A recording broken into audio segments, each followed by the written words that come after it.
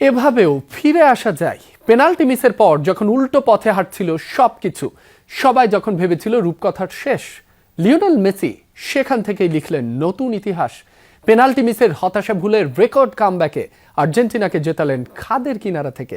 Match শেষে মেসির কান্না কোনো দুর্বলতা নয়, এ যেন এক শতাব্দীর শ্রেষ্ঠ ফুটবলারের কাঁধ থেকে মস্ত বড় বোঝা নেমে যাওয়ার স্বস্তি। সমালোচকদের সব হিসাব চুকিয়ে মেসি আবারও প্রমাণ করলেন তিনি সর্বকালের সেরা, the greatest of all time.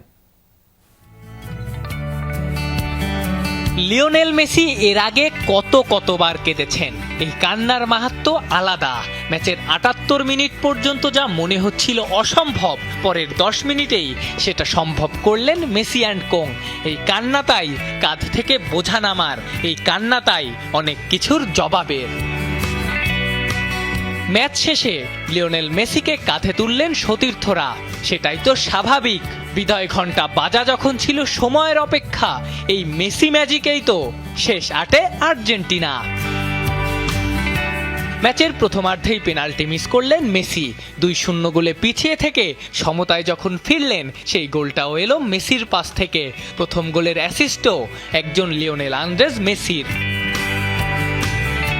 সমালোচকরা হয়তো ভেবে ফেলেছিল পেনাল্টি মিস করাতেই মেসি হয়তো চুপসে গেছেন, কিন্তু তারা জানেই না মেসির রূপকথার ফিনিক্স পাখি যতবার ছাই হবেন ততবারই উঠে দাঁড়াবেন। লোকে ভেবেছিল আর্জেন্টিনা কামব্যাক করতে জানে না, ভাবাই তো স্বাভাবিক। বিশ্বকাপ ইতিহাসে প্রথমার্ধে পিছিয়ে থেকে এর আগে কখনোই জিততে পারেনি আর্জেন্টিনা, কিন্তু যে দলে লিওনেল মেসি খেলেন, কামব্যাকার ইতিহাস তো তাদের রক্তে। লোকে ভেবেছিল মেসির দিন শেষ, অনেকেই গুনতে শুরু করেছিল মেসির শেষের নামটা, কিন্তু মেসি তো অন্য ধাতুতে গড়া। যেখানে সবাই শেষ দেখে ফেলেন, মেসি সেখান থেকেই শুরু করেন। লোকে ভেবেছিল মেসি লড়াই করতে জানেন না, কিন্তু রোজারিওর যে ছোট্ট মেসি জন্ম থেকে লড়ছেন, সে কি আর লড়াই ছেড়ে পালায়? মেসির রাইভালরাও হয়তো এই সত্য মেনে নিতে বাধ্য।